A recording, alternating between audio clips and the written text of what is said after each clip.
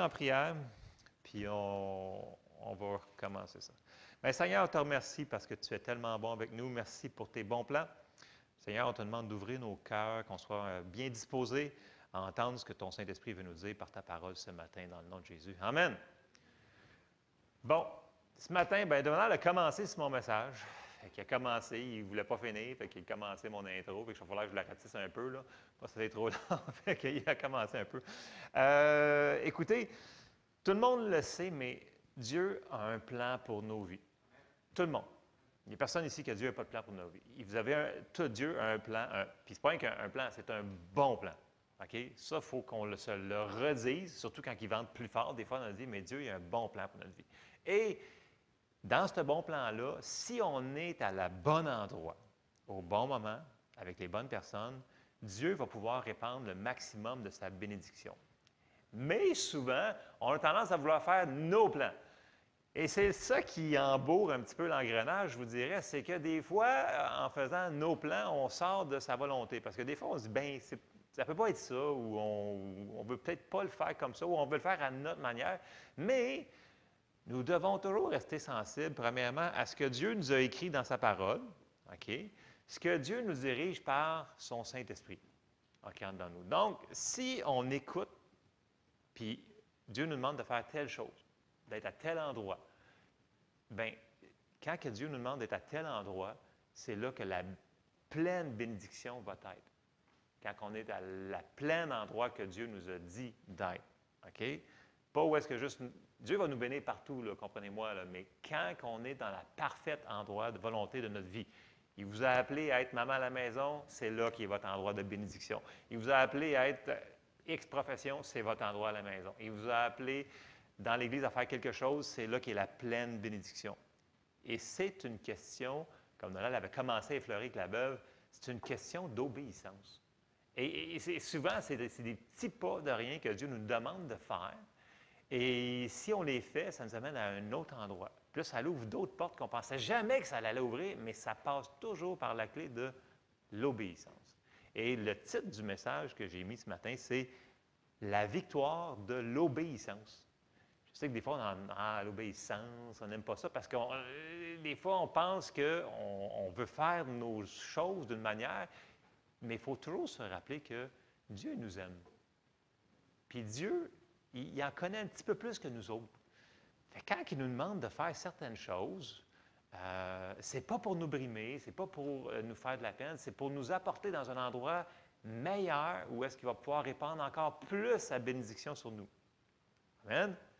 Et c'est cet endroit-là qu'il faut qu'on recherche à chaque jour. Et c'est un style de vie de trouver toujours où est-ce que Dieu veut qu'on soit et qu'est-ce qu'il veut qu'on fasse à l'endroit qu'il veut pour le plan de notre vie.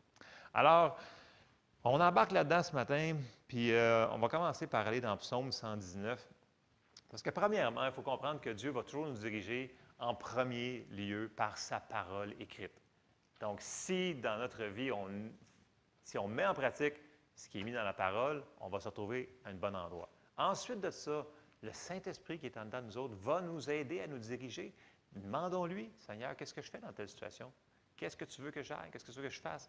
Et si on lui demande, et si on est disposé à écouter sa voix, c'est souvent ça. Souvent, il parle, mais des fois, on ne le comprendra pas parce qu'on ne veut pas faire ce qu'il nous demande de faire, qui sont des fois des choses très, très simples, très banales. Mais ça prend de l'obéissance. Parce que sinon, si ça serait tout selon ce qu'on a pensé, ce qu'on a fait, ça ne prendrait pas vraiment de l'obéissance. Mais quand ça contredit ce qu'on a préparé dans notre tête de faire, c'est là que l'obéissance, elle embarque. Tu dis, OK, pas mes plans, mais tes plans, Seigneur. Amen. OK, ça va prendre plein de versets, il y en a plein, super. Psaume 119, verset 105 nous dit « Ta parole est une lampe à mes pieds et une lumière sur mon sentier. » Dans la Bible du Sommeur, le même passage nous dit « Ta parole est comme une lampe qui guide tous mes pas. Elle est une lumière éclairant mon chemin. » Donc, on a tous en avant de nous un chemin, un sentier à faire. Et ce qui va l'éclairer, c'est la parole de Dieu. Donc, il faut prendre le temps de se mettre la face dedans notre Bible puis la lire. pour savoir c'est quoi c'est cette lumière-là. On a tout un pas à marcher, on a tout un chemin devant nous. Est-ce qu'on va prendre le bon chemin? C'est ça qu'il faut faire. Donc, dans le chemin que Dieu a mis en avant de nous, c'est par la lumière de la parole qu'on va se rendre au bon endroit. Parce que c'est important. Si on sort du sentier et on est dans la volonté permissive de Dieu, ce qui arrive souvent, Dieu ne peut pas, puis je dis vraiment ne peut pas nous donner sa pleine bénédiction. Si on revient dans la parfaite volonté de Dieu, là, il peut ouvrir au complet la bénédiction sur nous. Pour de vrai, de vrai. Vous allez voir, il y a plein de passages pour ça. Donc, l'obéissance va apporter la bénédiction. Et pas seulement pour nous, mais ça va le faire aussi pour tout le monde qui sont dans notre famille et alentour de nous autres. Et on va aller voir un autre passage qui est très direct, c'est Jacques 1, et on va commencer au verset 22. Donc, Jacques 1, 22 nous dit, mettez en pratique la parole. J'arrête ici. Il y en a qui me disent, ouais, mais écoute, moi, j'écoute au moins 5 enseignements par semaine. Je dis, ouais, OK, super, c'est excellent, il faut se nourrir, c'est important.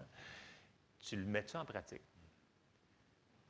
Et c'est là que le bas blesse, parce que souvent, on entend une bonne prédication, un bon message, puis on dit, waouh, c'est bon, puis après ça, on s'en va, puis qu'est-ce qu'il dit déjà là?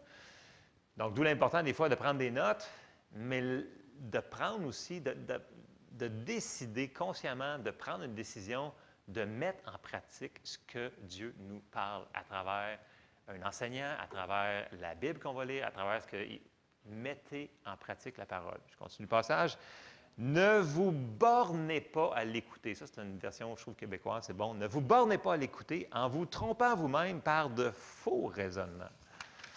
Verset 23. « Car si quelqu'un écoute la parole et ne la met pas en pratique, il est semblable à un homme qui regarde dans un miroir son visage naturel et qui, après s'être regardé, s'en va et oublie aussitôt quel il était. Mais celui qui aura plongé le regard dans la loi parfaite, la loi de la liberté, et qui aura persévéré, n'étant pas un auditeur oublieux, mais se mettant à l'œuvre, celui-là sera heureux dans son activité. » Puis je sais que tout le monde d'entre nous, on veut être heureux et béni dans nos activités. Mais est-ce qu'on met la parole de Dieu en pratique? C'est ça qu'il nous dit de faire, grosso modo. Il dit, mettez en pratique la parole. Et je l'ai sorti dans la Bible en français courant pour clarifier certains mots. Donc, Jacques 1, 22 à 25, dans la Bible en français courant, excellent, ça dit, « Ne vous faites pas des illusions sur vous-même en vous contentant d'écouter la parole de Dieu. Mettez-la réellement en pratique. » Pas juste l'écouter, réellement en pratique, je trouvais ça très bon. « Car celui qui écoute la parole sans la mettre en pratique ressemble à un homme qui se regarde dans un miroir et se voit tel qu'il est. Après s'être regardé, il s'en va et oublie aussitôt comment il est. En revanche, il y a celui qui examine attentivement la loi parfaite qui nous procure la liberté et il s'y attache fidèlement. Il ne se contente pas de l'écouter pour l'oublier ensuite, mais il la met en pratique. Eh bien, celui-là sera béni dans tout ce qu'il fait. » Amen. Fait que tout le monde, on veut la bénédiction. Mais est-ce qu'on peut mettre la parole de Dieu en pratique? C'est conditionnel, ça va avec. L'un ne va pas sans l'autre. Donc, je vous encourage, quand vous entendez quelque chose, vous dites, « Ah, ça c'est bon. Comment je fais pour le mettre en pratique? Seigneur, montre-moi comment le mettre en pratique dans ma vie pour que je sois à l'endroit que toi tu veux que je sois. » Parce qu'il veut nous bénir, c'est ça son plan. Il nous dit ça parce qu'il veut nous en donner plus, de tout, qu'on manque de rien. Et quand il dit qu'on soit heureux, bien, c'est le même mot pour béni, c'est le même mot. Donc, heureux et béni. Tout le monde, on veut tout ça.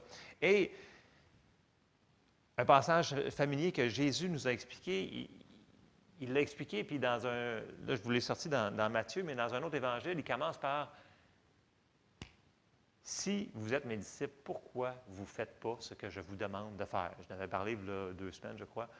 Ça commence, « Si vous êtes vraiment mes disciples, faites donc ce que je vous demande de faire. » Il dit, mon fardeau est doux et léger, dans le sens que je ne vous demande rien qui va vous faire de la peine. Dans le sens que ce qu'il nous demande de faire, c'est des choses qu'on est capable de faire. OK? OK? Ça, c'est une chose que les gens disent, ah, mais je ne suis pas capable. Dieu nous demanderait vraiment de faire quelque chose qu'on n'est pas capable de faire. Sinon, il serait injuste. Right? Puis est-ce que Dieu est injuste? Dieu n'est pas injuste. Dieu, c'est un Dieu d'amour. Il nous aime, puis il en fait pas mal plus en arrière des rideaux qu'on peut voir dans le naturel. Il est toujours là en train de nous aider, nous aider. Et si on veut aider le processus qu'il veut faire, il faut être obéissant dans les petites choses qu'il nous demande de faire. Quand on écoute la parole, on dit, ah oui, ça c'est bon ça. Il faut vraiment se mettre un mindset, une manière de mettre ça en pratique. Seigneur, comment que je mets ça en pratique? Parce qu'il faut le mettre en pratique. On s'en va dans Matthieu 7 et au verset 24, et Jésus dit, « C'est pourquoi quiconque entend ces paroles que je dis et les met en pratique, il y a une condition, il faut qu'il les mette en pratique, sera semblable à un homme prudent qui a bâti sa maison sur le roc. La pluie est tombée, les torrents sont venus, les vents ont soufflé et se sont jetés contre cette maison. Elle n'est point tombée parce qu'elle était fondée sur le roc. Le roc, c'est la parole de Dieu. Donc, il y a beaucoup de gens qui arrivent des circonstances dans leur vie, puis là, ils se font dire, « Ah non, je ne suis pas dans la volonté de Dieu. » Il va arriver des circonstances, Jésus nous l'avait dit. Donc, ne soyons pas surpris quand il arrive des vents contraires. La seule chose, est-ce que tu as construit ta maison sur le roc ou tu l'as juste entendu puis tu dis, bah, c'est pas grave. C'est ça qui est la différence. Regardez bien, si on s'en va au verset 26, puis là, c'est très clair, c'est noir sur blanc. Mais quiconque entend ces paroles que je dis et ne les met pas en pratique sera semblable à un homme insensé qui a bâti sa maison sur le sable. La pluie est tombée, les torrents sont venus, les vents ont soufflé et ont battu cette maison. Elle est tombée et sa ruine a été grande. Même circonstance, même endroit, c'est juste qu'il y en a un qui avait bâti sur la parole de Dieu. Et les résultats étaient complètement différents. Pourtant, ils ont vécu les mêmes circonstances. Ça devrait nous parler fort, dans le sens que si on ne veut pas tomber en ruine quand il y a un petit vent contraire qui va arriver contre nous autres, bien, il faut vraiment mettre la parole en pratique et pas juste se borner à l'écouter, à dire « Ah ouais, ça c'est beau, ça, ah ouais, c'était bon, ça, ah ouais, c'était cute comme message. » Non, non, c'est pas cute, là. Rien de cute là-dedans, là. On entend, on le comprend, puis on le met en pratique. Amen? Amen. Bon, puis, si vous voulez avoir une vie qui est stable, qui n'est pas toujours up, down, bien, c'est une des clés d'être constant, c'est de mettre la parole en pratique. Quelqu'un qui ne la met pas en pratique, elle va vivre pareil comme quelqu'un qui n'est pas sauvé, parce qu'il va avoir des circonstances, puis les circonstances vont l'amener là. Il va y avoir une autre circonstance, la circonstance va l'amener ailleurs. On n'est pas été créé comme ça. On a été créé pour suivre les plans de Dieu. On a la bénédiction qui est avec nous. Mais si on n'obéit pas d'être à l'endroit et de faire les choses que Dieu nous demande de faire, ça ne sera pas 100% ce que Dieu peut agir dans notre vie parce qu'il veut en faire plus qu'on peut même imaginer et penser. Mais il faut qu'on obéisse. À date, ce n'est pas tellement populaire ce matin, mais c'est la parole de Dieu quand même pour ce matin. Je vous demande. Ah, ça emmène. L'obéissance, c'est payant, OK? Il faut se mettre ça dans la tête. L'obéissance, c'est payant. Et comme j'ai dit, ça va affecter aussi tout le monde autour de nous autres. On va voir plein de passages sur ça. Là, on s'en va voir un passage familier. Jean 2, oui, au verset 1. Tout le monde se souvient de ce passage-là. C'est quand que Jésus a fait tourner l'eau en vin. Et là, on va voir les étapes super compliquées qu'il a demandé à faire à des gens. Vous allez voir, c'est excessivement compliqué. On va lire ça. On s'en va dans Jean 2 et on commence au verset 1. 3 jours après, il y eut des noces à Cana en Galilée. La mère de Jésus était là. Et Jésus fut aussi invité aux noces avec ses disciples. Le vin ayant manqué, la mère de Jésus lui dit, « Ils n'ont plus de vin. » Jésus lui répondit, « Femme, qu'y a-t-il entre moi et toi? Mon heure n'est pas encore venue. » Sa mère dit au serviteur, « Faites ce qu'il vous dira. » Marie, elle avait catché une coupe d'affaires. Tu sais, elle méditait des choses dans son cœur, que ça nous dit, là. Elle méditait des choses, puis elle s'en souvenait. Elle savait que ce qu'elle allait dire, ça allait arriver. Okay? Elle avait une certaine révélation. Elle dit, « Faites ce qu'il vous dira. » Et ça, c'est une clé. Et regardez bien, verset 6. « Or, il y avait là 6 vases de pierre destinés aux purifications des Juifs et contenant chacun 2 ou 3 mesures. » Bon, 2 ou 3 mesures, ça ne nous dit pas grand-chose à nous autres. Si vous retournez dans votre Bible, si vous regardez, une mesure, c'est environ 40 litres. OK? Donc, 2 à 3 mesures, on peut estimer que les pots contenaient entre 80 et 120 litres. OK? Il n'y avait pas de robinet dans ce temps-là. OK? Vous vous souvenez que c'était des puits, des choses comme ça. Donc, remplir un 100 litres, là, pensez à une pinte de lait à grosseur, là, ça ne prend pas 2 secondes. Ça prend un certain effort. Donc, là, il leur demande, au verset 7, il dit « Remplissez d'eau ces vases » et il les remplit jusqu'au bord. Est-ce que c'était compliqué comme chose? Remplissez d'eau les vases. C'était pas compliqué. Remplissez d'eau les vases. Sauf que si, au lieu d'obéir, il avait décidé « Ah, mais tu comprends pas, c'est 100 litres ou 120 litres, je ne sais pas comment il était gros le vase, ça nous dit en 2-3 mesures. C'est long, on va avoir chaud, ça va être... Écoute, c'est pas évident. Et pourquoi de l'eau? Il manque du vin. » Et là, embarque le raisonnement. Et si on embarque dans nos super raisonnements, on va tout foirer la patente. Eux autres, ils n'ont pas fait ça. Ils ont juste dit, bon, on va remplir, on n'a rien à perdre. Hein? Il manque de vin. OK, on continue. Verset 8. Puisez maintenant, leur dit-il, et portez-en à l'ordonnateur du repas, et ils en portèrent. Là, il aurait pu se faire chicaner, dans le sens que les autres, ils ont dû se regarder et dire, écoute bien, là, on vient de mettre de l'eau là-dedans. Ça a été long, là, c'est pesant. Là. Puis là, il nous demande d'aller le montrer au chef qui s'occupe du mariage. Tu sais, un mariage, tu ne veux pas scraper ça. Là.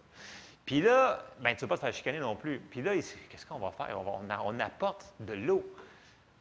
Mais, au lieu de raisonner, ils disent, ouais, on apporte de l'eau, non. Qu'est-ce qu'ils ont fait? Ils ont obéi. C'était tellement compliqué à faire, de toute façon. L'affaire qui aurait pu les empêcher encore là, nos super raisonnements, super intelligents. Ils n'ont pas raisonné, ils ont fait. Je suis sûr que ça leur a passé par la tête, qu'est-ce qu'on va faire là? Mais, regardez bien, verset 9. Quand l'ordonnateur du repas eut goûté l'eau changée en vin, ne sachant d'où venait ce vin, tandis que les serviteurs qui avaient puisé l'eau le savaient bien, il appela l'époux et lui dit, tout homme sert d'abord le bon vin, puis le moins bon après qu'on s'est enivré. Toi, tu as gardé le bon vin jusqu'à présent.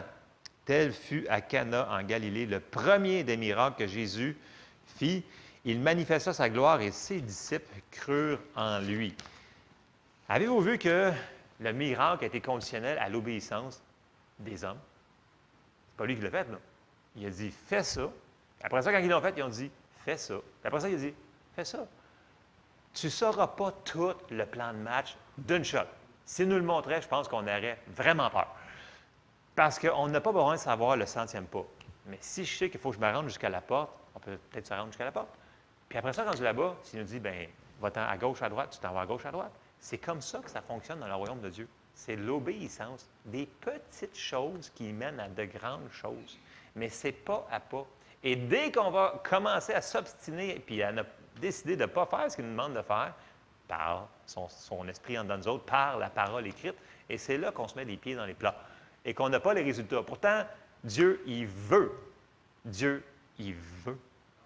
C'est juste qu'il y a besoin d'un peu de coopération de notre part. Amen. Il ne peut pas aller par-dessus notre volonté. Dieu ne nous obligera jamais à faire quelque chose. Jamais. Impossible. C'est contre la parole de Dieu. Jamais. Donc, s'il nous demande de faire quelque chose, n'importe quoi, ça veut dire qu'il y a un plan. Là. Il vous amène vers un endroit de bénédiction. Coopérons. On n'a pas besoin de tout comprendre pour obéir. Ah, OK. Puis, souvent, on a des excuses à cause de nos raisonnements. Il ne faut pas rentrer dans les excuses. Ah, mais à cause de ça, tu ne comprends pas, Seigneur, je ne peux pas faire ça. Écoutez, comme je vous disais tantôt, il en connaît un petit peu plus que nous autres. Fait que s'il nous demande de faire quelque chose, essayons pas de sortir toutes nos excuses. Ça ne tient pas la route. Et c'est là que ça devient de l'obéissance et non juste des raisonnements. OK. On s'en va voir un autre personnage qu'on étudie depuis plusieurs mercredis. On s'en va voir Abraham. Et c'est la même chose qu'il a fait. Et écoutez, il y en avait tellement d'exemples. Il a fallu que je compresse, mais pour une question de temps, on s'en va dans Genèse 12, versets 1 à 4. Et on voit, puis on le voit tout au long de sa vie, c'est un de ses caractéristiques, Abraham. Il recevait une chose et il le faisait. C'était pas des. Puis c'était instantané. Là. C'était, dès Dieu a fini de parler, il le faisait. Et il y avait des résultats. Et ça a fini qu'il est devenu l'ami de Dieu. parce qu'il obéissait. Donc, puis ça dit qu'il marchait dans la foi. L'obéissance fait de la foi. Genèse 12, verset 1, ça nous dit, « L'Éternel dit à Abraham, va-t'en de ton pays, de ta patrie, de la maison de ton père, dans le pays que je te montrerai. » Bon, on arrête ici. Premièrement, il vivait, c'était une ville où est-ce qu'il restait, premièrement, si on regarde dans l'histoire. C'était une ville, il y avait des maisons, c'était bien construit, il y avait 75 ans, il y avait de l'argent, il y avait quand même, tu sais, femmes, serviteurs, et tout. Il y avait déjà quelque chose. Puis là, Dieu il arrive, il dit, « OK, sors de ta maison, tu as 75 ans, OK, là, puis va-t'en à quelque part, fais juste partir, je vais te le dire par après où est-ce que tu vas aller. » Dans le naturel, ça fait comme, « Seigneur, où est-ce que tu veux que je m'en aille? » Mais il n'a pas dit tout de suite, il a juste dit, « Sors, puis va-t'en. » C'est ça qu'il a dit de faire. Il n'a pas dit que ça va faire du camping pendant plusieurs dizaines d'années, mais il a dit quelque chose. Et il l'a fait. Et là, il dit, qu'est-ce que ça va donner, cette affaire-là? Verset 2, « Je ferai de toi... » Il dit, ouais, je retourne au verset 1, excusez. « De la maison de ton père, dans le pays que je te montrerai. » Donc, c'était pas à pas. Pas à pas. C'est la même chose pour nous autres. Il n'y a rien que change là-dedans. C'est pas à pas. On peut avoir une vision générale où est-ce qu'on s'en va, mais les détails, c'est pas à pas qu'on les a. On n'a pas rien de plus que ça. Et c'est ça, marcher par la foi. Verset 2.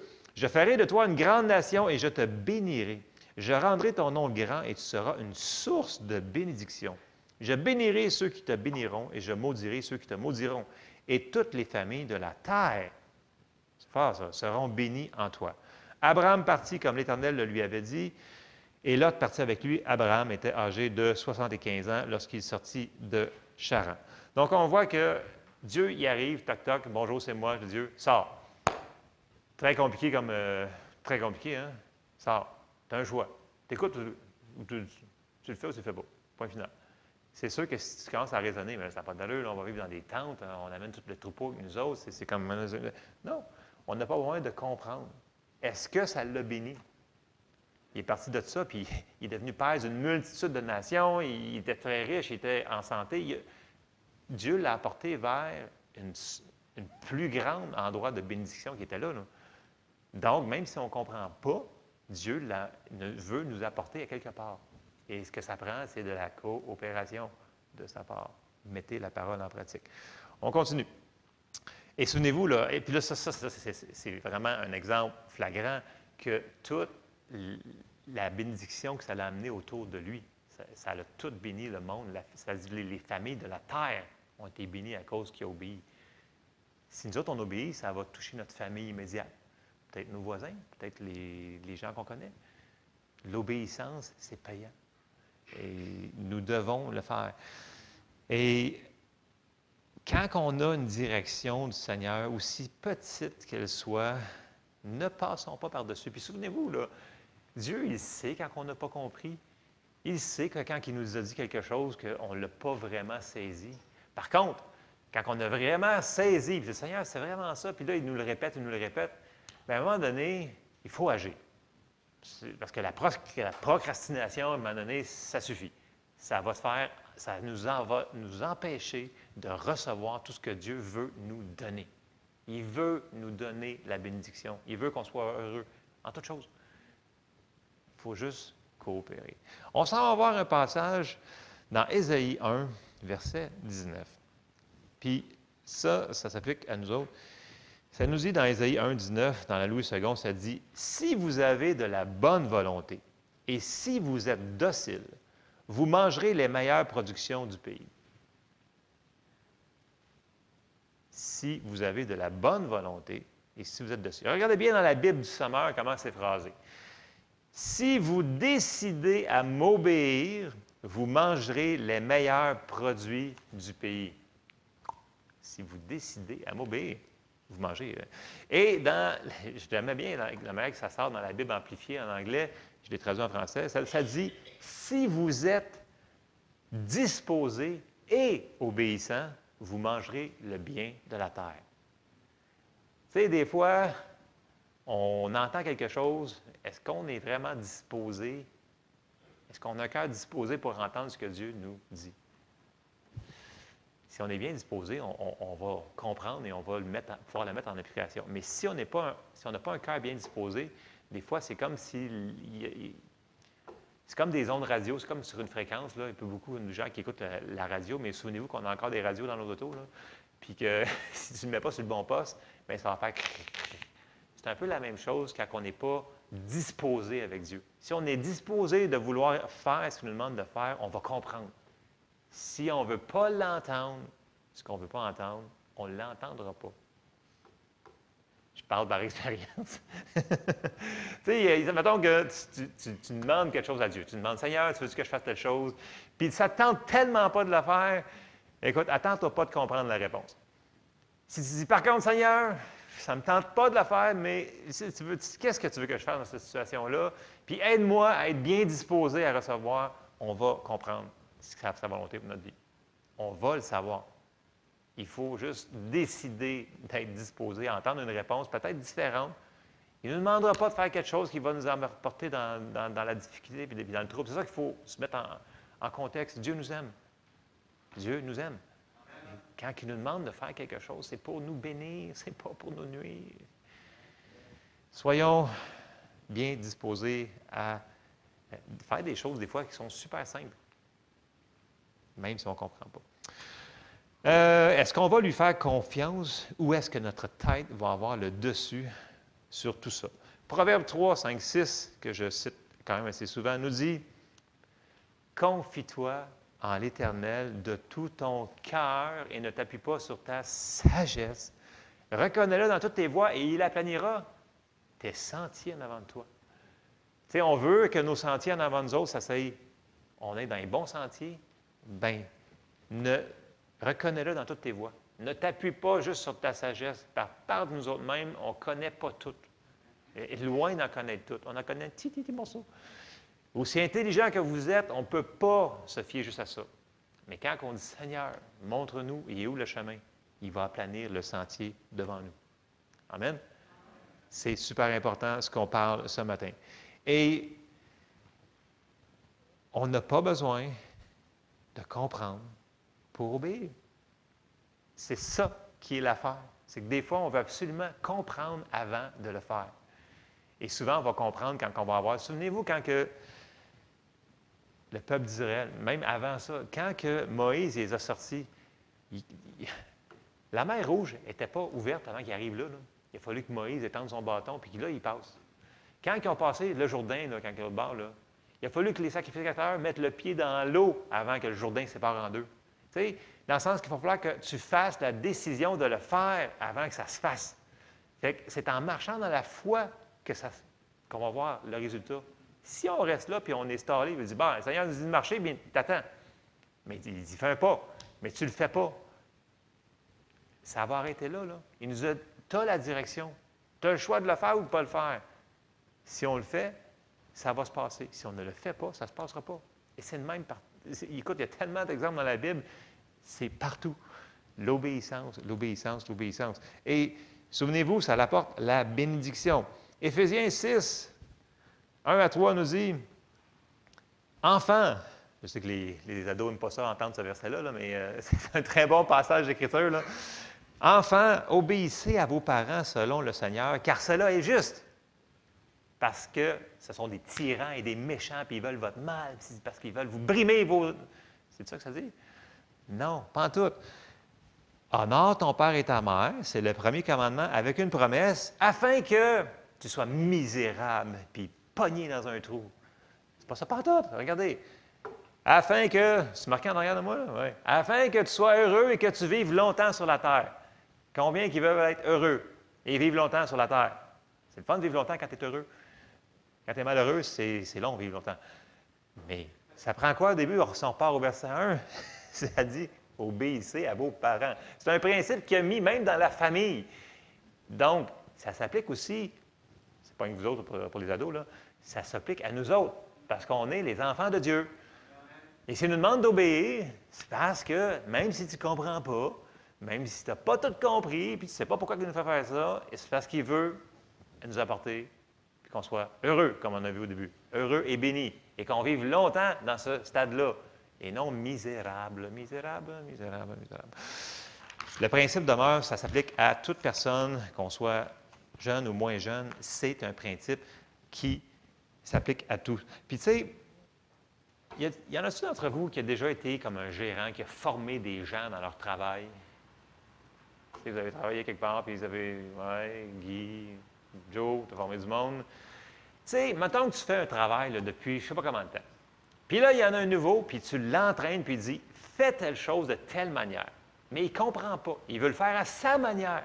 Mais il ne comprend pas que ça va affecter tout le monde autour d'eux autres. Et dans le processus, exemple, dans la restauration. Quand j'étais dans la restauration, il fallait qu'on fasse telle affaire pour mettre la pâte à pizza d'une telle manière, l'autre mettait la sauce, l'autre mettait le pepperoni. Il y avait une chaîne de production, c'était comme, même affaire pour les patates frites, même affaire pour le poulet. Il y a tout un... Tu le fais de la manière qu'il te demande de faire. Sinon, l'autre ne peut pas faire sa job. Puis là, quand la personne te répond « Non, moi, je veux le faire de même parce que je trouve que c'est une meilleure idée. » Là, tu fais « Non, tu ne comprends pas. C'est parce que si tu fais ça, moi, je ne peux pas faire ça. Parce que la personne, elle pense qu'elle en sait plus que toi. Même si ça fait juste 3 jours qu'elle travaille, puis toi, ça fait comme genre 10 ans que tu fais ça. Ça devient un petit peu frustrant. Et là, je me mets du côté de Dieu quand il nous demande « Fais ça. » Puis là, on fait comme « Non. Moi, je veux le faire de même. » Là, tu fais comme « Ah, pauvre de lui. » Combien de fois qu'il doit se buter à notre porte et il nous demande de faire quelque chose, puis là, on fait comme « Non, moi, je vais le faire à ma manière parce que, tu sais, j'en connais tellement. Après tout, ça fait au moins 30 ans que je fais ça. » Puis là, Dieu, il va faire comme « Ah, Seigneur. » Mais, vous comprenez-vous le point que je veux faire? Il en connaît plus que nous. Il sait l'avenir en plus. Fait que ce qu'il nous demande de faire, c'est sûr que ça va être pour le bien, pour le mieux, là. Fait que ceux-là qui ont travaillé avec quelqu'un qui ne fait pas obéir, c'est bien fatigant. Je vous le dis tout de suite, c'est extrêmement irritant parce que c'est comme de la rébellion. La personne, elle ne veut juste pas le faire. Puis en réalité, elle se pense, c'est de l'orgueil. C'est de l'orgueil carré net. Quelqu'un qui ne veut pas obéir parce qu'elle veut le faire à sa manière, elle ne comprend pas. Tu n'as pas besoin de comprendre pour le faire. Bon, c'est une parenthèse comme ça. J'ai formé beaucoup de monde dans ma vie, dans différents corps de métier. Et c'est très frustrant quand une personne ne veut pas le faire parce que elle se pense supérieure à ta manière de faire. Ce n'est pas parce qu'on est supérieur. C'est quand tu sais que ça va finir comme ça, puis ça va affecter d'autres personnes, bien, il y a un problème. Soit la personne change, ou elle s'en va. Bon, c'est une autre histoire. OK. On s'en va dans 1 Samuel 15, 22. Dieu a prononcé ces paroles par Samuel. Il dit, 1 Samuel 15, 22, Samuel dit, « L'Éternel trouve-t-il du plaisir dans les holocaustes et les sacrifices, comme dans l'obéissance à la voix de l'Éternel? Voici, l'obéissance vaut mieux que les sacrifices et l'observation de sa parole vaut mieux que la graisse des béliers. » Ce qui veut dire, c'est que le Seigneur nous demande de faire quelque chose de simple. Puis là, tu le comprends. Puis là, tu dis, « OK, mais je vais le faire, mais plus tard. » Fait que je fais plus tard, là, OK, tu vas me demander de prier pour telle personne, là, mais je vais le faire demain, là, parce que je vais avoir plus de temps. C'est pas ça qu'il te demande de faire. S'il te demande de le faire là, c'est parce qu'il veut que tu le fasses là. Puis là, tu dis, mais demain, là, ce que je vais faire, c'est que demain, je vais prier 3 heures en plus pour la personne. C'est pas ça qu'il veut. Il ne veut pas des sacrifices. Il veut juste de l'obéissance. OK? L'obéissance va mieux que les sacrifices. On ne peut pas dire, écoute, Seigneur, là, à cause de... Aujourd'hui, là, ça ne donne pas dans mon horaire. Fait que, vu que ce n'est pas dans mon horaire, là, on va le faire la semaine prochaine, puis en plus, là, je vais faire le quadruple de ce que tu me demandes. C'est pas comme ça que ça marche. Ce n'est pas par nos propres sacrifices d'œuvre que ça va fonctionner. Si tu as demandé de prier 1 minute pour une personne, bien, tu viens d'obéir et ça vient de finir là. Et il va pouvoir nous en donner plus et plus et plus et plus. Et c'est comme ça que tout le monde, ça peut former et qu'on peut fonctionner en étant qu'un corps, en ayant plusieurs membres. C'est l'Église, ça c'est nous autres. Amen? Amen. L'obéissance dans sa direction, dans sa parole écrite et par son esprit, nous amène toujours vers la bénédiction. Bon. Là, je ne veux pas qu'on parte sur une tangente ou sur un fossé, là. Ce n'est pas par les œuvres qu'on mérite quoi que ce soit. OK? On fait les œuvres que Dieu nous demande de faire parce qu'on a la foi dans ce qu'il nous a demandé de faire. Donc, on lui fait confiance. On ne fait pas les œuvres pour mériter quelque chose. Vous me suivez? OK? La bénédiction, ce n'est pas comme ça, c'est pas par les œuvres. Et si on va lire dans Jacques 2, et on va commencer au verset 14. Et là, je l'ai sorti dans la Bible sommaire. Je trouvais que c'était très bien phrasé pour nous ce matin. Jacques 2, verset 14. Mes frères et sœurs. Puis là, Jacques, souvenez-vous, il parle de la foi tout le long dans son exposé. Il parle des héros de la foi, il va parler d'Abraham tout de suite après ce qu'on va lire, il va parler de tous les gens qui ont fait quelque chose, qui ont obéi à la foi. Écoutez bien ça. Mes frères et sœurs, à quoi servirait-il à quelqu'un de dire qu'il a la foi s'il ne le démontre pas par ses actes? Une telle foi peut-elle le sauver? Supposez qu'un frère ou qu'une sœur manque de vêtements et n'ait pas tous les jours assez à manger, et voilà que l'un de vous leur dit « Au revoir, mes amis, portez-vous bien, restez au chaud et bon appétit », sans leur donner de quoi pourvoir aux besoins de leur corps, à quoi cela sert-il? Il en est ainsi de la foi, si elle reste seule, sans se traduire en acte, elle est morte. Mais quelqu'un dira, l'un a la foi, l'autre a les actes. Eh bien, montre-moi ta foi sans les actes, et je te montrerai ma foi par mes actes. Insensé, veux-tu avoir la preuve que la foi sans les actes ne sert à rien? Abraham, notre ancêtre, n'a pas été déclaré juste à cause de ses actes lorsqu'il a offert Isaac, son fils, sur l'autel? Jacques, il ne mange pas ses mots dans la Bible sommaire, dans le sens que il dit, fais quelque chose. Au lieu de dire, oui, dans le sens que tes actions, fais des actions correspondantes à la foi. Ça prend des actions correspondantes. Et c'est des actes d'obéissance. Puis la foi, une des définitions de la foi, puis Eugene s'en sert souvent, Eugene May dit, la foi, c'est agir comme si la parole de Dieu était vraie. Voilà. La foi, c'est agir comme si la parole de Dieu était vraie. Fait que si on croit vraiment à ce qu'il nous dit de faire dans sa parole, si on croit à ça, si on agit dessus, c'est la foi. Si on ne le fait pas, ce n'est pas la foi. Les gens, ils disent souvent, les gens, ils donnent des définitions de la foi, puis ce n'est pas la foi du tout. La vraie foi, elle agit. On va le faire. Bon. Ayant fait cette fondation-là d'obéissance, OK? On va aller voir, là, puis j'ai quasiment terminé, là, mais on va aller voir 4 choses de base que toute personne étant née de nouveau, chrétien, devrait faire dans sa vie pour avancer avec Dieu, que Dieu nous demande de faire, qui est marqué noir sur blanc dans vos Bibles. Vous allez me dire, c'est des choses de base, je le sais. Mais est-ce qu'on le fait constamment? Est-ce qu'on est constant dans faire ces choses-là? Il y en a qui ne le font pas pendant tout en passant. Et on va aller voir 4 points très, très simples. Premièrement, se nourrir de la parole de Dieu constamment. Okay? Puis souvent, je demande, est-ce que vous avez un plan de lecture? Est-ce que vous ouvrez votre Bible des fois? Et il y en a qui me répondent, oui, ma Bible, là, je la mets. Des fois, j'ai des réponses vraiment, c'est quand même assez incroyable ce que j'entends comme réponse des fois. Je dis, j'en ai une Bible, oui, je l'ouvre. Est-ce qu'on se nourrit constamment de la parole de Dieu? On ne peut pas, écoutez, dans le naturel, là, on se nourrit à chaque jour. Tu sais, je vous regarde, là, il n'y a personne qui a de l'air vraiment en manque de nourriture ici ce matin. Pour de vrai, là, OK? Il n'y a personne là, qui pèse, en tout cas, 100 livres en dessous, là, mais bref, je ne rentrerai pas dans les détails. Là. On se nourrit physiquement à chaque jour, OK? On sait qu'on est un esprit. On sait qu'il faut qu'on nourrisse notre esprit. Donc, est-ce qu'on devrait nourrir notre esprit à chaque jour par la parole de Dieu? Oui, amen. C'est bon de la lire dans notre Bible personnellement. C'est bon d'entendre des enseignants.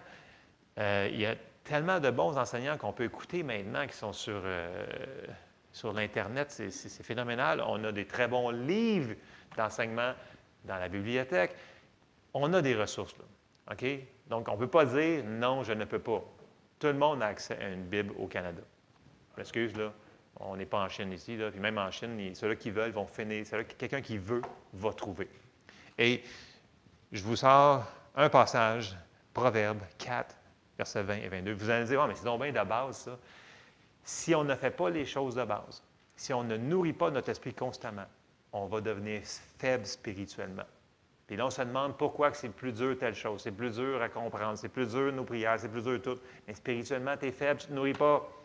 Il faut qu'on se nourrisse constamment. Tu ne passes pas 3 semaines sans te nourrir, là. Je vois personne qui sont super maigres ici, là. OK, on s'en va dans Proverbe 4, verset 20. Non, mais je vous le dis, c'est super important. C'est des choses de base que les gens On sait qu'il faut qu'on fasse, mais des fois, on se laisse un petit peu aller. Il faut se reprendre. Verset 20. « Mon fils, sois attentif à mes paroles, prête l'oreille à mes discours, qu'ils ne s'éloignent pas de tes yeux, garde-les dans le fond de ton cœur.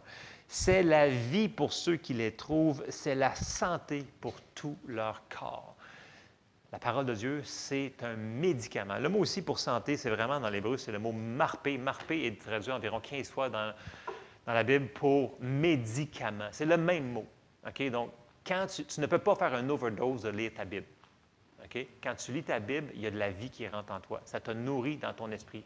Même quand tu es dans l'Ancien Testament, puis tu lis un tel engendra un tel engendra un autre tel, puis un autre tel, puis un autre tel. J'avoue que c'est des petits chapitres un petit peu plus pénibles, là, mais ça nourrit ton esprit quand même. Posez pas de questions, c'est comme ça. La parole de Dieu est un médicament. Donc, puis je me souviens ce que Kenneth Hagin n'arrêtait pas de répéter. Il disait, parce que le monde il disait, ouais, pourquoi toi, tu vis toujours en santé divine? Il dit, ouais, mais je me nourris constamment de la parole de Dieu. Oui, mais il dit, non, dis-moi vraiment la vraie vérité. Tu sais, là, ça doit t'arriver de se sentir plus faible et plus malade. Il dit, écoute, il dit, si je me sens un petit peu plus faible, parce que j'ai prêché beaucoup, il dit, je vais juste doubler sur ma lecture de ma Bible. C'est ce qu'il répondait. Je vais doubler sur ma lecture. Il avait vraiment réalisé, il y avait la révélation que la parole de Dieu était un médicament pour son corps. Et il le mettait en pratique. Et le monsieur, il était plus en forme que les jeunes de 20 ans qui essayaient de le suivre pour l'amener à différents endroits. Il brûlait. Puis lui, il avait 80 ans, puis il continuait à fond Léon. Tu sais, il y a un rapport, peut-être que mettre en pratique la parole, il le faisait. Je vous donne un exemple parmi tant d'autres. Là. Il faut se nourrir constamment. C'est un bon point? On est d'accord avec ça? Amen. OK. Point numéro 2. Prier constamment. OK? 1 Thessaloniciens 5, 17 nous dit « Priez sans cesse ». Là, les gens vont dire « On ne peut pas prier sans cesse ». Ça veut dire avoir une vie de prière. Okay? Je ne me souviens plus si c'est John G. Lake ou si c'est qui disait, ou je pense que c'est Smith Wigglesworth qui disait « Je ne prie jamais plus que 30 minutes de temps à la fois, mais je ne passe jamais plus que 30 minutes sans prier. » Dans le sens qu'il y avait une vie de prière, tout le temps. Fait que vous n'êtes pas obligé. On travaille, on ne pourra pas prier tout le temps. Là. Dieu, il sait, il n'est pas... Le monde pense que Dieu, il est vraiment déconnecté. Ce n'est pas lui qui est déconnecté, là. Pas en tout. Là. Fait que s'il nous demande d'avoir une vie de prière, c'est d'avoir une vie de communion avec lui. Donc, on lui parle et on écoute. Ça, c'est la prière. Et là, ça, c'est 1 Thessaloniciens 5, 17. Jacques 5, 13 nous dit « Quelqu'un parmi vous est-il dans la souffrance? Bien, qu'il prie.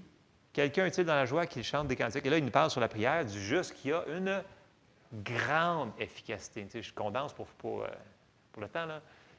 Nos prières ont une grande efficacité. Il faut qu'on prie pour nous autres et pour les autres. On ne peut pas dire, écoute, moi, là, je ne prierai pas là, parce que ça ne me tente pas. Dieu ne m'entend pas mes prières. Non, ça, c'est des excuses. Dieu entend les prières de tout le monde. OK? Est-ce qu'on va décider de prier nous autres mêmes? Même si on n'a pas toute la révélation de la parole de Dieu, il faut qu'on prie quand même. Éphésiens 6, 18, dans la Bible du sommaire, ça nous dit « En toutes circonstances, faites toutes sortes de prières et de requêtes sous la conduite de l'Esprit. » Donc, le Saint-Esprit ne s'en va jamais, là, il est toujours là, là. Il est là pour nous aider là-dedans. Faites-le avec vigilance et constance et intercédez pour tous les membres du peuple saint. Donc, il nous dit, il faut qu'on prie pour nous autres, mais il faut qu'on prie aussi pour les autres. C'est un commandement, ce n'est pas une suggestion, c'est notre style de vie. Donc, on se nourrit de la parole et on prie. Pas rien que pour nous autres, pour les autres aussi. Il y en a besoin. OK. Deuxième point. Il y a juste 4 points, simple. OK. Troisième point, la plupart d'entre vous le savez, s'implanter dans une église locale. Je sais qu'il y en a qui ne peuvent pas se déplacer, ça c'est différent. Mais quand on peut se déplacer, moi je vais me stouler, là, quand je suis revenu au Seigneur, début 90, là, OK, j'écoutais des enseignements à la télévision à chaque dimanche et je lisais ma Bible, c'était super le fun. Jusqu'à temps que les prédicateurs à la télévision ils disent « Vous devez aller dans une église locale. » J'ai fait comme « Pour de vrai. » Puis là, l'autre prédicateur, après, il disait « Vous devez aller dans une église locale. » Là, je fais comme « Oh non, pour de vrai. » Puis là, l'autre, il disait, et dans le magazine, ça disait « Vous devez aller dans une église locale. » Je fais comme « Oh non. » Parce que moi, je me souvenais que quand j'étais jeune, l'église que j'allais, je n'aimais pas les choses que j'avais vues. Et j'avais peur de retourner dans l'Église. Pour de vrai, j'avais peur de retourner dans l'Église. Je ne voulais pas retourner dans l'Église. Mais c'est comme si, à un moment donné, à force de l'entendre, je savais que je devais le faire ou ma progression spirituelle, elle arrêtait. Je savais que j'avais compris, là. J'avais vraiment compris. Là, je tombais dans la procrastination. Et j'ai décidé de revenir à l'Église. C'est une décision assez intimidante parce que revenir à l'Église, quand ça fait des dizaines d'années, après une dizaine d'années que je n'avais pas été, peut-être 9 ans environ, c'est assez intimidant. Je ne connais personne. C'est du monde bizarre des fois, parce qu'on a un jargon bizarre dans l'Église. Il y a du monde qui lève des mains, qui n'a jamais vu ça. Il y a du monde qui parle en langue. Qu'est-ce que c'est ça, cette affaire-là? Ça peut être intimidant. Mais si tu sais que le Seigneur, il te l'a dit de le faire. J'ai des versets en passant pour ça. Hein? OK, on va entrer dans les versets parce que j'ai une coupe de gros yeux. Là. OK. Acte 4, verset 22. OK? C'est biblique ce que je vous dis là. C'est biblique. Acte 4, verset 22. Bon, vous vous souvenez, là, on condense, là, les apôtres, ils font un miracle. Puis là, les pharisiens sont fâchés parce qu'ils sont jaloux que les autres, Dieu les utilise pour faire des miracles. Et là, ils se font dire qu'ils n'ont plus le droit de prêcher le nom de Jésus. Donc, ils ont une persécution. Et là, on avance dans Acte 4, on arrive au verset 22. Puis là, ça nous dit, « Car l'homme qui avait été l'objet de cette guérison miraculeuse était âgé de plus de 40 ans. » Donc, il ne pouvait pas le nier, là, les sacrificateurs. Ils voulaient effacer ça, puis le cacher, là, mais ils ne pouvaient pas nier le miracle qui s'était passé. Puis là, il dit, verset 23, « Après avoir été relâchés, ils ont été menacés, tout le kit, ils allèrent vers les leurs. » En anglais, ils allèrent vers leur compagnie. C'est un peu comme un mot militaire, là, comme un platoon en français, c'est quoi? Une unité. On est chacun appelé dans une unité locale, une famille locale. Et qu'est-ce qu'ils ont fait? Dès qu'ils ont eu une persécution, les apôtres, ils ont été vers les leurs, vers leur église locale. Ils ont été vers les leurs. C'est là qu'était la protection, c'est là qu'était l'unité. C'est là qu'ils ont tout de suite été. C'est les apôtres, là. Continue au verset 23. « Et racontèrent tout ce que les principaux sacrificateurs et les anciens leur avaient dit. Lorsqu'ils l'eurent entendu, ils élevèrent à Dieu la voix, tous ensemble. » Tu ne peux pas être une brebis toute seule à la maison et penser prospérer puis survivre. Ça ne fonctionnera pas. Il faut que tu sois tous ensemble. Ça prend le corps. On est tous membres l'un des autres. C'est un principe biblique. Et regardez bien ce que ça dit. Ils disent, « Seigneur, toi qui as fait le ciel, la terre, la mer et tout ce qui s'y trouve. » Là, il prie pendant quelques versets. Et on arrive au verset 31 et ça dit, « Quand ils eurent prié, le lieu où ils étaient assemblés, ils étaient assemblés ensemble, trembla. Ils furent tous remplis du Saint-Esprit et ils annonçaient la parole de Dieu avec assurance. » Donc, la protection de l'Église locale. Les apôtres, ils ont reconnu que ça prenait ça. Ils l'ont fait. Ils l'ont fait. Hébreux 10, 25 nous dit, « N'abandonnons pas notre assemblée. » Le même mot, assemblée, qu'on a vu tantôt. « Comme c'est la coutume de quelques-uns, mais exhortons-nous réciproquement, et cela d'autant plus que vous voyez s'approcher le jour. »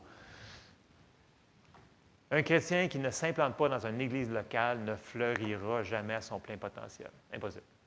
Dieu a ordonné des choses, et c'est une des choses qu'il a ordonnées, c'est l'église locale. Donc, si vous n'êtes pas certain de ça, bien, cette semaine, demandez à Dieu, « Seigneur, c'est où mon église locale? » Je ne demande pas au monde de venir ici, là, dans le sens que si c'est votre église, venez ici. Mais si c'est votre église locale, c'est ailleurs, est ailleurs. Mais faites vos plans selon ce que Dieu vous demande de faire. Si vous allez, parce que vous voulez, puis ça arrive souvent, les gens me disent, « Ah, écoute, là, j'ai une opportunité pour un travail à quelque part, puis c'est à l'autre bout du monde, puis je leur demande, ouais, mais as-tu une église là-bas? » Non, il n'y a pas d'église là-bas. Je fais comme, OK, mais c'est parce que ta vie spirituelle, ça va affecter tout le naturel aussi, là, dans le sens que, qu'est-ce que tu vas faire avec ça? Où est-ce que Dieu te veut réellement? T'es-tu juste dirigé par l'argent présentement, parce que tu as une opportunité d'argent, ou tu es dirigé par Dieu qui t'envoie là-bas? Ça se peut qu'il t'envoie là-bas, peut-être pour prier à une église là, qui va se rendre là-bas, pour prier qu'il y ait un pasteur qui ait ouvert une église là-bas. Ça se peut. Mais est-ce qu'on a demandé à Dieu son avis avant? Et c'est super important dans la place qu'on est. Si on est dans la bonne famille, dans la bonne bergerie, ça va bien aller avec nous. C'est là qui va être place de bénédiction. Si on veut être à la bonne place, avoir la bénédiction, il faut qu'on soit dans la bonne église aussi. Il n'y a pas d'amen. Eh bien, amen quand même. Point numéro 4. Et ça, c'est un point que les gens n'aiment pas entendre. Ça s'applique à tout le monde. Nouveau sauvé, ancien sauvé, vraiment vieux sauvé, peu importe. Éphésiens 5, 20, ça nous dit, soyons reconnaissants en toutes choses. Ça nous dit, Éphésiens 5, 20, ça nous dit, rendez continuellement grâce à Dieu pour toutes choses, à Dieu le Père, au nom de notre Seigneur Jésus-Christ. Nous devons cultiver une vie d'être reconnaissant. J'en parle quand même assez régulièrement. Les gens me disent, ouais, mais c'est pas grave si on chiale là, un peu ici et là. Oui, c'est grave. Je sais que dans notre culture québécoise, on est habitué, on entend chialer partout, puis ça semble être correct. C'est pas correct. Le chialage égale le murmure. Vous souvenez-vous ce qui est arrivé aux enfants d'Israël? Puis, le monde dit, ouais, mais c'est juste le peuple d'Israël. Non, non, non, non, non, non, non, non, non. Regardez bien, 1 Corinthiens 10 nous dit quoi? Ne murmurez point, comme murmurèrent quelques-uns d'eux qui périrent par l'exterminateur. Ces choses leur sont arrivées pour servir d'exemple, et elles ont été écrites pour notre instruction à nous qui sommes parvenus à la fin des siècles. On est-tu plus à la fin des siècles, là? S'il y a quelqu'un qui a l'ombre d'un doute qui parle à nous autres là-dedans, là, il y a un problème. Il parle à nous autres. OK? Le murmure les a faites. Il y avait toutes les promesses. Dieu, il avait dit, vous allez rentrer dans la terre promise. Ce n'est pas peut-être, vous allez rentrer. Mais il n'a pas pu les faire rentrer à cause d'eux autres.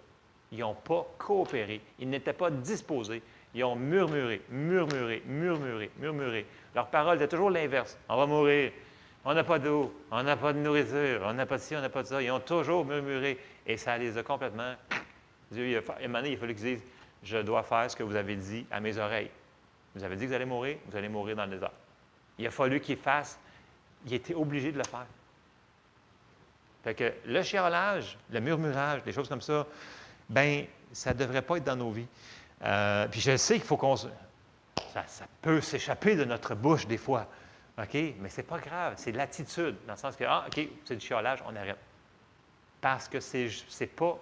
Le monde dit, ouais, mais c'est pas grave, c'est anodin. Non, ça détruit. C'est l'inverse de la foi. Nous devons arrêter de murmurer, chialer. Je sais que c'est des choses qui sont peut-être pas populaires. Les gens aiment plus des messages avec des fleurs, peut-être. Mais bon, peu importe. C'est le message que j'avais pour vous ce matin. L'obéissance va toujours apporter la bénédiction dans notre vie. Toujours. C'est une loi spirituelle. Puis, mettons-le en application. Bon, je vous ai parlé pour la prière, je vous ai parlé pour se nourrir, je vous ai parlé pour l'Église locale, c'est super important. Je vous ai parlé sur le murmure. Il y en a tellement d'autres choses qu'on sait déjà qu'il faut qu'on fasse. Mettons juste ceux-là en pratique, là, mais il y en a d'autres encore à mettre en pratique. Et cette semaine, là, demandez à Dieu, là, Seigneur, c'est quoi que tu m'as demandé de faire? Là? Parce que des fois, le Seigneur nous a demandé de faire, puis là, à un moment donné, il va juste comme arrêter de le dire. Puis là, il attend qu'on le fasse. Puis si on lui demande, Seigneur, qu'est-ce que tu veux que je fasse? Il va nous le redire. Il n'est pas méchant. Là. Il veut nous amener vers l'endroit de bénédiction. C'est juste qu'il ne peut pas aller contre notre volonté. Et ça, c'est un point qu'il faut qu'on réalise. Dieu, il travaille avec nous autres. Pas sans notre coopération, ça ne se fait pas. Sinon, on n'aurait pas pu être sauvé. Il n'oblige personne à être sauvé. Personne. Il ne nous obligera pas à faire des choses qu'il va nous apporter dans le chemin de la bénédiction. Donc, je vous encourage cette semaine, s'il vous plaît, mettez ces choses-là en pratique. Demandez à Dieu, Seigneur, qu'est-ce que tu m'as demandé de faire là, que j'ai oublié? Là? Est-ce qu'il y a quelque chose qui fait que Ça arrive qu'on oublie des choses, là. Ça arrive. Écoute, la vie, ça va vite, là. Il se passe plein d'affaires. Puis des fois, le Seigneur nous parle, puis on fait comme, oui, c'est vrai, il faut que je fasse ça. Puis là, on s'en va à d'autres choses. Puis là, c'est quoi qu'il me dit déjà? Ça vous est déjà arrivé, ça? Moi, ça m'arrive des fois, là, je fais comme... C'est pour ça que j'ai souvent quelque chose pour prendre des notes. Parce que quand il me parle, des fois à 5 heures du matin, puis j'ai un verset, là, je pogne le téléphone, là, je fais comme... Je le pitonne tout de suite, parce que je vais me rendormir dans pas longtemps. Mais quand je me réveille, là, par après, là, souvent, je suis comme... C'est quoi déjà le verset qu'il me dit tantôt, là? Je suis comme... Mais là, c'est impossible que je l'ai... En l'espace d'1 heure, je l'ai oublié. Oui, ça m'arrive. Fait qu'à cette heure, là, Jesse n'a pas arrivé, parce que quand on a le téléphone à 5 heures, il fait tic, tic, tic, tic, tic, tic, tic. Bon, tu avais encore des versets? Ouais, il manquait des versets sur le téléphone. Fait que là, ça m'arrive à moi, ça arrive à tout le monde. Il ne faut pas avoir peur de prendre des notes. Des fois, on est comme un petit peu plus, je vous dirais, dans le domaine de l'esprit, puis on perçoit plus. Et quand on perçoit, là, soyons sûrs, c'est comme quand on a une parole prophétique. Là. Quand Eugene vient ici, quand les gens viennent, on vous l'envoie par courriel. Eugene, il dit, écrivez-la pour qu'on puisse aller la relire, pour qu'on puisse se battre avec cette parole-là qui est là pour nous encourager, pour nous aider dans notre vie de chaque jour. Pensez pas que vous allez vous souvenir de tout dans une semaine, ce qu'il vous a dit. Là. Des fois, on est plus spirituel que dans certains moments. OK? Ça arrive à tout le monde. Donc, c'est pour ça que ce n'est pas mauvais de prendre des notes. Écoute, quand tu vas à l'école biblique, là, tout le monde a un calepin, sa Bible, tout le kit. Là, c'est des ordinateurs et des iPads, là, mais bon. Mais n'empêche que les gens, ils prennent des notes pour se souvenir de ce qu'ils sont en train d'apprendre. Il faut qu'ils le mettent en pratique, ils le mettent sur des notes. Comme ça, ils peuvent aller retourner voir et dire « Ah oui, il faut que je fasse ça. » OK, on le met en pratique. Pourquoi? Parce que prendre des notes, ça veut dire que tu veux te souvenir de ce que Dieu t'a révélé. C'est un truc comme ça. Je termine là-dessus. On se lève ensemble.